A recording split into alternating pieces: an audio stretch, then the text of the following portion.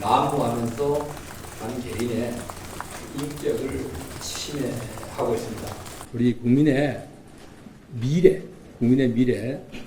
미래 공천 과정의 문제로 우려하시는 일이 발생해서 매우 안타깝게 생각합니다.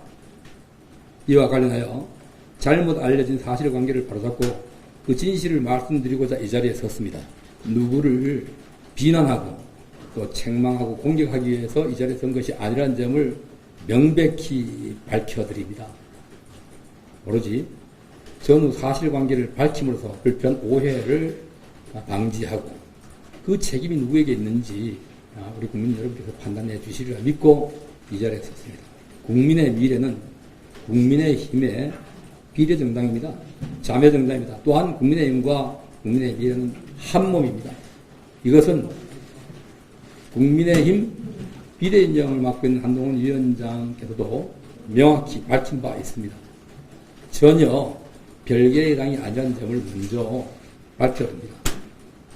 따라서 국민의 미래의 당직자 임명에서부터 공천 과정이 국민의힘 비대위원장인 한동훈 위원장 책임하에 진행되어 왔던 점도 부인할 수 없습니다.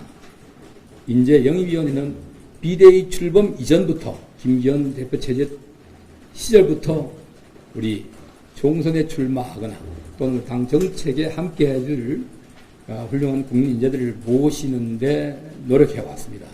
그 과정에서 우리 위원들 어느 누구, 저를 포함해서 어느 누구도 위원들과 사적 인연 있는 분들을 모신 바가 없습니다. 그런데 비례대표 공천은 그 진행 과정이 투명하게 공개되지 않았습니다. 당초 국민의힘에서는 비례대표를 국민의힘 공간이 국민의힘에서 고심해서 결정한 후에 국민의 미래로 이관하기로 뜻을 모았지만 또 그렇게 말씀하셨지만 지도부에서 이 약속이 지켜지지 않았습니다. 그 결과 우리 당의 역사라든가 또한 대선, 지방선거 과정의 공헌도 또 이외에 당사자들에 대한 정보와 자료가 몹시 부족했을 것입니다. 그런 상태에서 이 비례 후보 공천이 이루어지다 보니까 오늘과 같은 이런 부작용이 문제가 발생하지 않나 생각을 하고 저는 그 뜻에 공감을 합니다. 저는 우리 당 공동인재영입위원장으로서 비례대표 공천 과정에 대해서 의견을 제시할 수 있습니다. 어떤 분들은 왜 국민의힘 인재영입위원장이 공관위원장이 국민의 미래에 공천에 관여하느냐 월권이 아니냐 말씀하시는데 그렇다면 한동훈 위원장도 장동혁 사무총장도 모두가 다 월권이고 모두가 잘못된 겁니다. 오히려 장동혁 사무총장은 관여할 수 있는 법적 근거가 없습니다.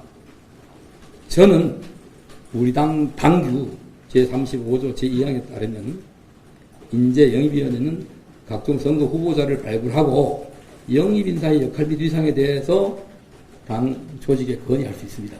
의견을 개진할 수가 있습니다.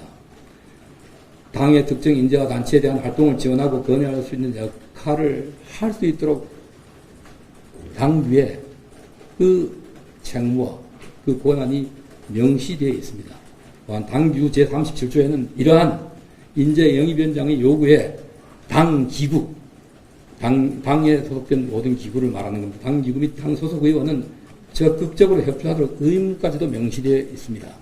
당규에 근거해서 비례대표 추천과 관련하여 비대위원장과 사무총장 그리고 국민의 미래 공천관리위원장에게 당을 위해 헌신해 오신 분들, 특히 호남지역 인사, 노동계, 장애인 종교계 등에 대해서 배려를 개진한 바가 있습니다.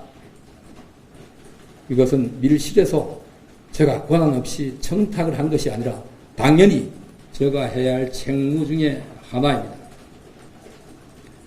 그 과정에서 비대위원장과 의견이 맞지 않는 것도 있었습니다.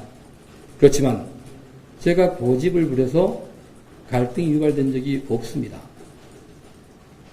비대위원장께서 반대하는 분들은 전부 다 동의가 됐고 다 제외하기로 동의가 이루어졌습니다. 그러니까 발표 직전까지 제가 추천한 인재라든가 여기에 대해서 안 된다고, 제외된다고 제가 이견을 제시하거나 문제를 제시한 바가 전혀 없습니다. 이걸 명확히 밝힙니다. 저는 구체적으로 비례대표 선정에 참여하거나 또한 사적 인연을 가지고 요청한 사람이 아무도 없습니다. 더 나아가서 보선과 삿대질이 오고 갔다는 식의 터무니없는 보도들이 이어지고 있습니다. 이 자리에서 명확히 밝힙니다. 저는 당규 등 시스템에 기반하여 인재 영입위원장으로서 제 할 일을 했을 뿐이며 사적 인연에 기초해서 비례대표 추천을 요청한 바가 전혀 없습니다. 발표 직전까지 명단도 알 수 없었기 때문에 비례대표 추천과 관련해서 한동훈 위원장과 충돌이 발생할 이유도 없습니다. 그리고 일요일 오후 4시 반 이후부터 한동훈 위원장과 대면한 사실조차도 없습니다. 오로지 짧은 전화 통화를 한 것이 전부이고 그 통화도 지극히 사무적이고 의견을 전달한 것뿐입니다. 그럼에도 여러 가지 왜곡된 언론 보도가 난무하고 있습니다.